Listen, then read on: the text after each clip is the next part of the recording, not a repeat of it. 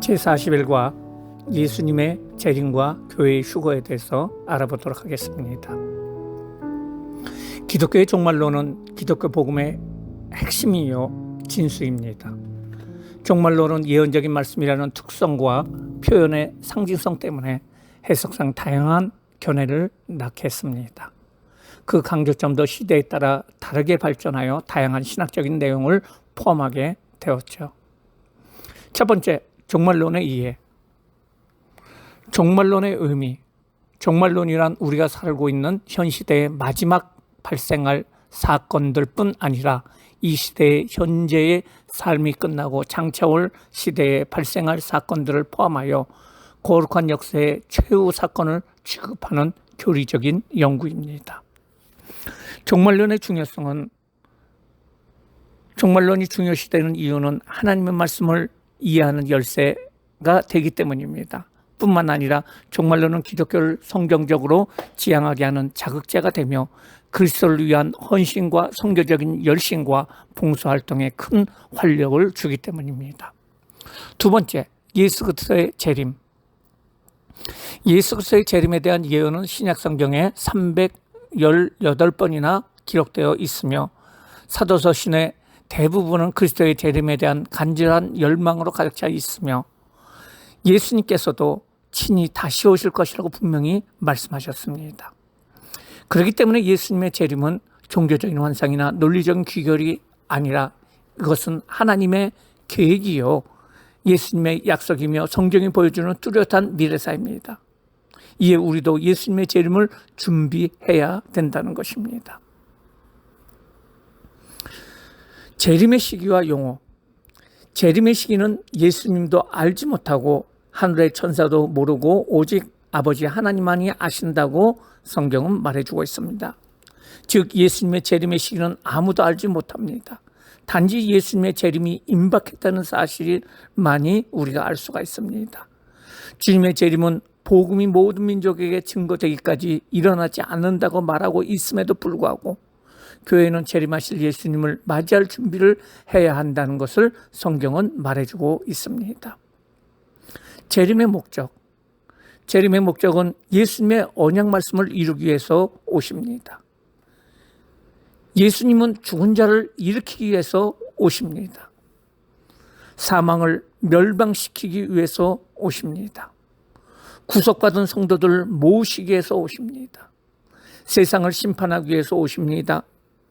성도를 영화롭게 변화시키기 위해서 오십니다. 하나님의 백성을 상 주시기 위해서 오십니다.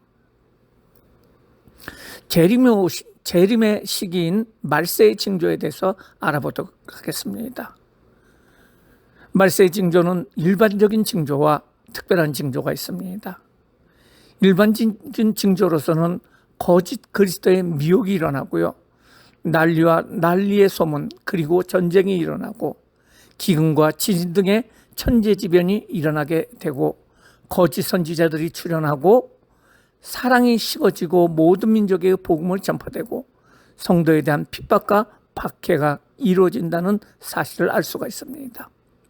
특별한 징조로서는 이스라엘의 회복이 일어나게 됩니다. 그리고 적그리스도가 출현하게 됩니다.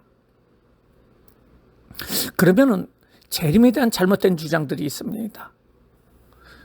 그 주장들을 보면은 성령 강림이 예수님의 재림이라고 주장하는 사람들이 있는데요.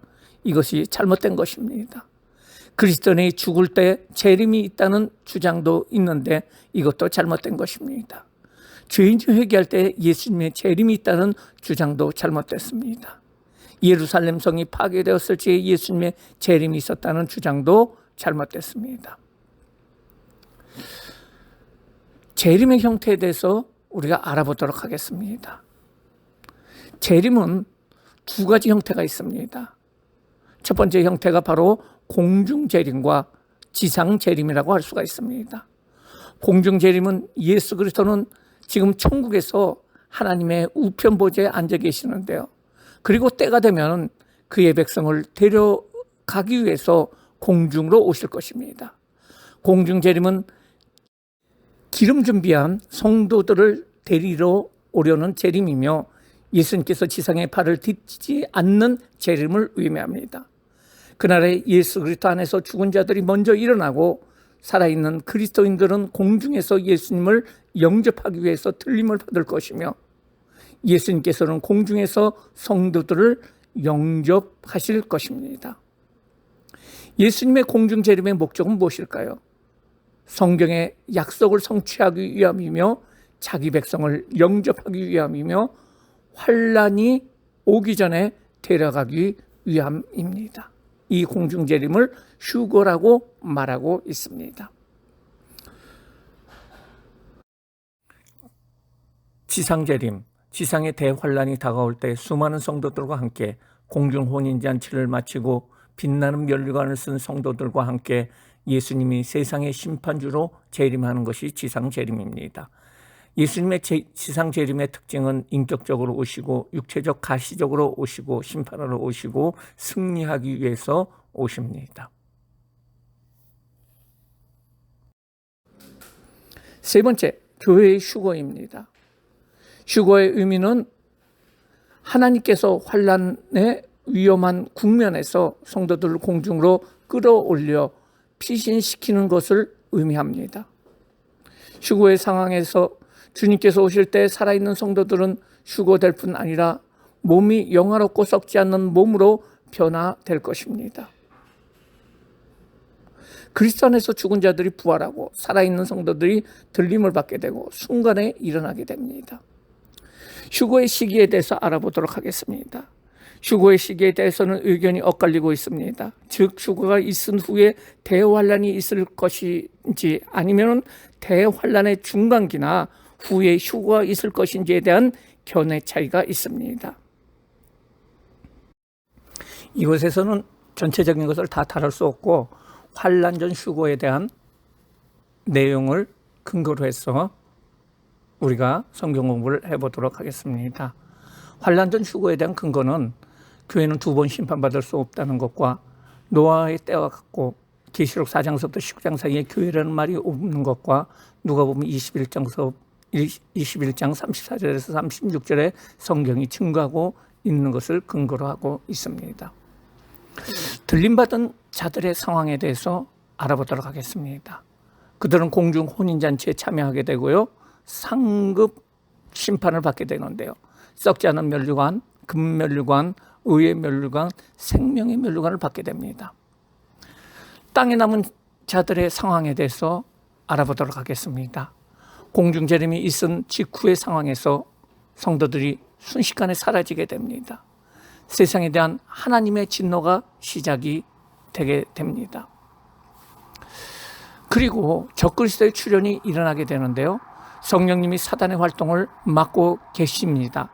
그러나 휴거 이후에 성령님도 이주하시기 때문에 세상에는 부패와 어둠이 급속하게 확산될 것이고 불법의 사람 적그리스도가 등장할 것입니다. 적그리스도는 계시록 13장의 짐승으로 표현하고 있고 불법의 사람이며 멸망의 아들로서 잔인한 인격을 지니고 있습니다. 적그리스도는 위대한 종교 지도자로 가장하고 탁월한 지도력을 발휘하여 교회와 종교를 통합하는 일을 하게 됩니다. 그리고 적그리스도는 유대인들을 속여 그들의 메시아로 가장할 것입니다. 이상으로 40일과 예수님의 재림과 교회의 휴거에 대해서 알아봤습니다. 감사합니다.